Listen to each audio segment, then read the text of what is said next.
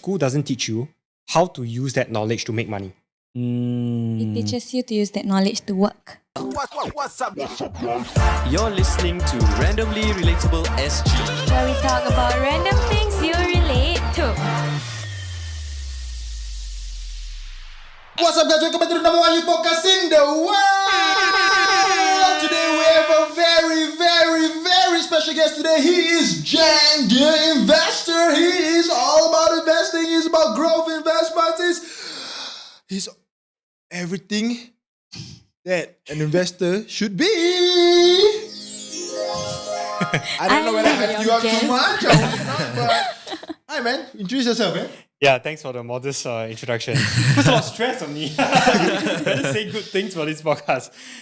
Just a self-introduction. Basically, what I do is growth investing, and I'm actually a big advocate to help people become full-time investor. In fact, that's one of the mission that we are on. I'm a YouTuber. My mission is to put one investor in every household, and I think that can dramatically change the quality of life of the entire household just by impacting one person who knows how to invest. Wow. You want to break the poverty cycle? Yes, you can say that way. Yeah.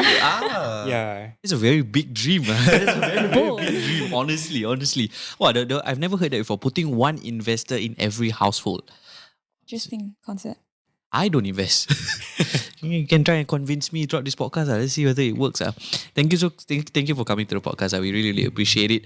We've been wanting to We've been wanting to find an investor or someone who has a speciality, I guess, in this scene or in this industry lah. And of course, you already have the investor in your Instagram name, Jang the investor, right? So of course we had to invite Jang the investor, right? And just so happened, Wise knows you. Wise has been following your story since 2 years ago. And yeah, thank you for coming onto the podcast. We really appreciate it, man. Yeah, happy to be here. I think in terms of convincing you, I think that's the number one thing, right? If people want to invest, they have to want it from themselves. And if they want it, then that's where we can help people. And that's where you come in, and that's where we come in to educate lah. Yeah. Yes, yeah. If not, if someone doesn't want it, you cannot force them. Yes, that's true. Okay, just maybe like we can do a bit more introduction to know who Jang the investor really is lah. It's actually quite surprising for me lah, because like just now before the podcast we had a short conversation about your story and everything. You actually did go through the typical Singaporean route, no? And it's not the typical. It's the the cream of the crop route, because you went to secondary school, I wouldn't say prestigious, but a good secondary school. You did well in school. Yeah, you went to CJC. You did well in NS. Yeah, then you went to NS. uni. Yeah, and then you took a gap year, and then what happened after that? And then suddenly your mindset changed. And like, what is your stance on traditional education right now? I think if you know what you want to do, there are a lot of things where I think school may not be relevant nowadays. Okay. For example, like right now I'm doing investing. I totally have no finance background. But I can actually analyze companies better than someone who has an accountancy degree. And I'm not saying this to brag, but I'm saying that school doesn't teach you how to use that knowledge to make money. It teaches you to use that knowledge to work. Exactly. In a bank or something. So if school actually taught you things to make money, then your professors will be rich, you know. That's true. But no hate to professors or what. I mean, if you want to approach the route of academia, then of course you shouldn't be taking a gap year. You shouldn't even be listening to me. Right? Yeah. So I think end of the day, it is about knowing what you want to do, or roughly what you want to do. And I want to emphasize, because back when I was 20 years old, right, that calling wasn't very strong. It was this voice in me that felt like something's not right. Like I feel like there's this calling in me, and it was very scary to follow it. But I just decided, you know what? What's the worst that can happen? Okay, you know, what if I go to 80 years old, right, and I die, leave the world, I sit on my coffin and I look back like, what if, I don't want to have this question of what if I didn't take a gap year? What if I didn't try this? What if that? Could this happen? Should this happen? Yeah. Like I want to cancel away all those things, right? And what is that 1 year so-called wasted? Maybe it may be wasted, maybe it may not be, right? What is this 1 year out of my 80 years of life on earth? So right? I think it's a very small percentage. Maybe before we go into what did you do in your gap year, how did you get that courage? What was the trigger? It was that lah. What's that? It was just that. his friend telling him that. It's the what ifs, not wanting to have what ifs when he dies. He wants to at least know. What gave you that Relight that trigger. What was the trigger? Jonathan. So I think that what if it played a huge part, and then getting sick of math. I love math. I got A1 for both E-math and A-math when I was in school. Okay. When I was in junior college, I think I did pretty well. But when I started learning, I felt like I went to the point where I was learning things for the sake of it. I was learning it for the sake of completing my education. And then I had this topic where it's matrices. I don't know if you guys heard of matrices. Basically, it's very confusing for me. I know I'm at fault. I don't think it's my teacher's fault. But I just didn't have interest anymore. And I felt I was just going through life like that. And it was very draining on me. But when I went to participate in competitions, it enriched the hell out of me, right? So literally we were like working in the fabrication lab till like 1 to 2 a.m. And then we wake up the next day at 8 a.m. to go for lectures. And that was something that we did for like 3 months. And we kept hustling. And it was so fun. So I think winning the prize money also gave me courage because I didn't come from a very well family. My mom and dad are not rich. They're not millionaires. So having that pool of money made me feel assured that I didn't have to take money from my parents during that gap year. So that was very, very helpful for me. How did you split the 40K? How many group members are just suddenly out? I mean like I thought of that. How did the group prize money be split? Yeah. So we had 3 members. Okay. Yeah, so we actually split 3 ways. So Any money must go to 15 school? each lah. No money goes to school. Wow. That is why I say this is one of the most underrated shit. Like, when I tell people who pay like 40K per annum kind of university fees, I say, go and earn it back.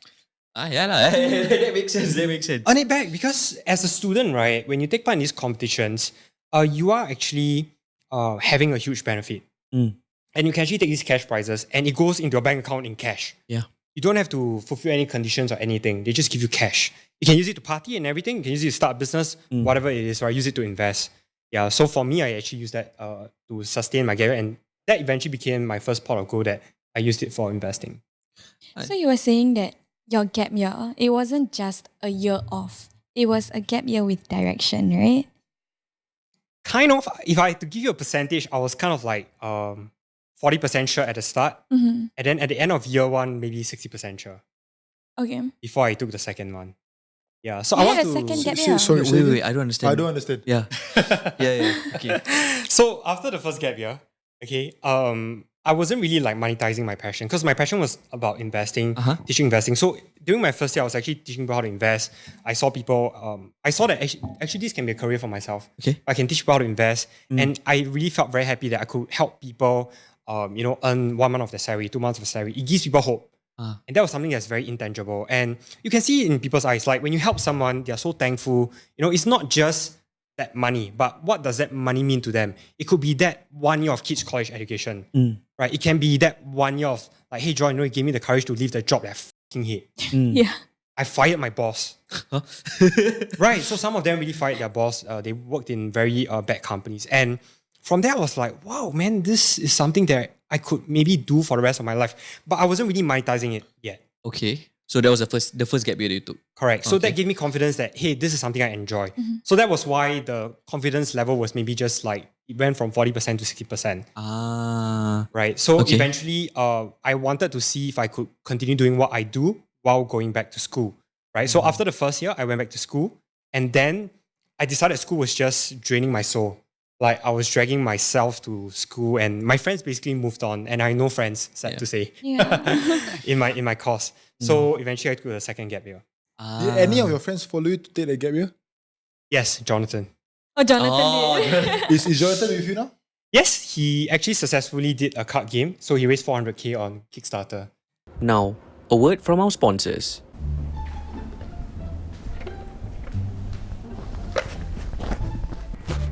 Hello? What are you doing? I'm keeping my money. You keeping your money in a jar under the pillows? Then what am I supposed to do? Hold on. This is not the wisest thing to do. If you're keeping your money in the jar, under the pillow, like Shuraim, there is a better way. Have you heard of Fire with Im and how he can guide you to invest? What is FIRE with Im, you may ask? Well, FIRE stands for Financial Independence Retire Early. And who is Im? He is the man to go to if you want to start investing but not sure where, how or what to do. Are you ready to grow your wealth? Invest 60 minutes to make your next 60 months better. Click the link in the description below to invest with Imran today. And now, back to the podcast. So he was the guy who actually won competitions together with me. So after you guys took the first gap year, then do you guys both of you come back to school? Yes. Or then after you guys both left? Yes. Oh wow, okay. Partners in crime. Okay. Yeah, I really enjoyed that period because I think after the second year, then when it came to the third year, I became very, very certain because for me, because I had a scholarship and I actually used 2 years of my scholarship, so I had to pay back like $20,000. But eventually, the business kicked off really well, and I could actually use the business money to actually buy myself out of that scholarship. Okay. When you took your second gap year, Jonathan followed also. Yes, and we quit school at the same time. Amazing. How's that feeling? Around the same time. I want to ask you because I feel that I won't get this. I won't do it. How's the feeling of dropping out of school? Dude, you always ask me, man. Oh yeah. I dropped out. After that, you went back to school, man? After that, I went back to school. So how was that feeling of dropping out uni? So at the start, You got that form. Every time it's a joke. You ask your friend how to drop out, and they forward you the form. The drop out form. How's that feeling? Yeah. So because I started having milestones, right? I was earning money. I think for Asian parents, they're very practical, right? Yeah. So I started giving my mom allowance, and I started paying, giving my dad allowance as well. And that was where they realized that wow, actually my kid is stable. He's serious. He's not just doing this for fun, and that was where that gave me ease, right? But at the back of my head, I also had this idea where, what if this didn't turn out well? Just doubt lah. Is it? Correct. Okay. But I feel that actually was a very good motivator because it made me realize that I have no backup plans. So I have to make it work. So that really worked out for me. But do you remember signing the form? You need to go to a counselor because the school thought you were crazy. Yeah. But how's that? I want that. Okay lah. I won't get that feeling. That's why I want to ask. I want to live the moment through your stories lah. So I think because when I took my first gap year, I realized I had to go through like interviews and everything. And then at the end of the day, I realized there's one decision maker, and that was my Course head, is it? my course head. Yeah. So initially the chain was to email a professor first, then professor will ask the course head. So what I did was I just emailed my course head straight. Okay. And I say, hey, I actually have results in my business. I wish that you can support me for my second gap year. And he say, okay, and that's done.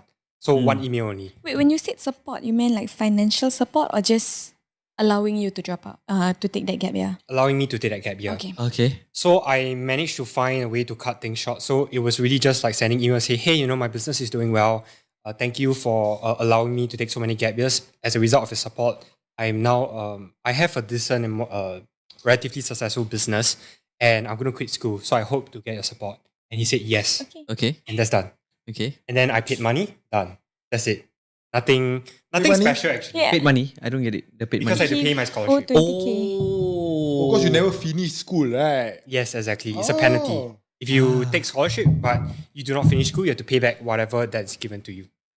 Which is fair, I guess. Yeah. It is, yeah. Honestly, right? It's very hard. I don't know how to say. It's like you had everything, bro. Like as a Singaporean, like how to say, as Asian parents, right? To see their kid, go to that route, and then you getting a scholarship, and then suddenly like the decision to just drop out drop out lah, I would say, it takes a lot of courage. It takes a lot of self-confidence. It takes a lot of assurance on your own end. And like I applaud you for that. It's crazy. It's really crazy. I think a big part is also luck. And I really have to say, actually a lot of things. Why is this face when you said luck? Why luck? I met the right person in first year of university, John. Out of that one, out of many, many thousands of people, why did I become good friends with him? That's luck. That's affinity. Call it karma, right? And I think life actually set us up If together. you weren't successful, that guy is a bad influencer, bro. if this was the other side of the coin, that guy is a bad influence. He made you drop out of school. Right. So, we actually didn't start off well. In fact, like I broke his skateboard. Oh, man. And he actually didn't like me. But somehow we got together, we started joining competitions together. Like- and that's how we became best friends. In my head, like I didn't imagine John having a skateboard, bro.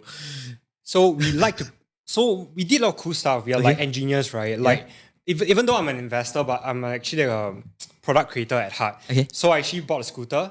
I removed the back wheel. I modified it and it became an electric scooter. Oh wow. So I you electrified did my that scooter. yourself. Yeah. So he took his skateboard, he removed the wheels, put electric wheels on it, and it's like literally you're on a skateboard and you're like going around the school track at 40 km per hour. What the fuck? That is damn scary. Like I know 40 km per hour It's fast. sounds slow. It's fast, bro. It's fast. But when you feel the wind and the thing accelerates and like you're like, oh my god, I'm like gonna fall.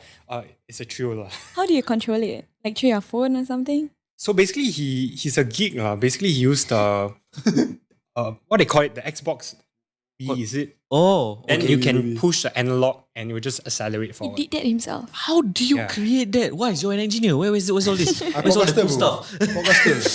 Content creator. Yeah, and we did a lot of like crazy stuff. So I just enjoyed actually my year one. Year one was the best year I ever had, even though like I had many sleepless nights. You only had 1 year. What are you talking about? Yeah, okay. That's a bit about your uni story, and it's interesting. Thank you so much for sharing that, man. Now, Hold on. To end off that question, would you recommend other people to take the gap year?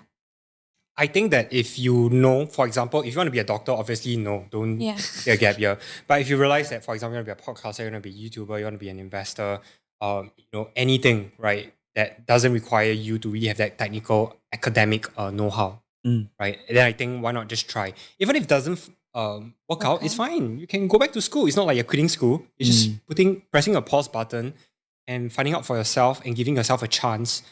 Ask yourself, right, whether if this is something for you. Because I think, especially in the Singapore society, so much is actually planned for you, right? Yeah, it is. yeah. From the day you're born, your parents arrange which kindergarten you go, they arrange what you learn. Go to primary school, the curriculum is decided for you. Go to secondary school, that's the same. Go to junior college or poly, that's the same. Yeah. Basically, I don't think it is absurd to actually give yourself a chance to take a gap year. Even if you take that gap year to do part-time and fund it yourself, right? That's also doable as well, right? So actually, at first, when I talk about taking a gap year of mothership, I got flamed. A lot of people thought I was from a privileged family. They say, oh, you're born with a silver spoon. Of course, you can take a gap year, right?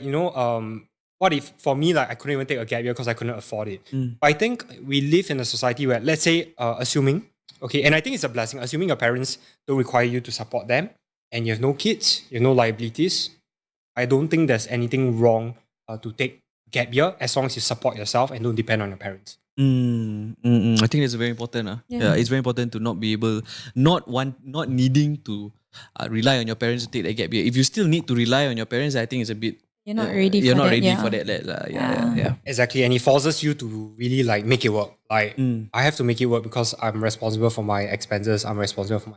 And you don't have a backup plan lah. Essentially, you don't have a backing lah. In case I fail, at least my parents can support me, kind of thing. This one, if I don't make it, I don't make it lah. I fail lah. Exactly. Yeah. Yes. Okay. How to move on lah to the What did you do during your gap year lah? And what are you doing now? What's this magic business that made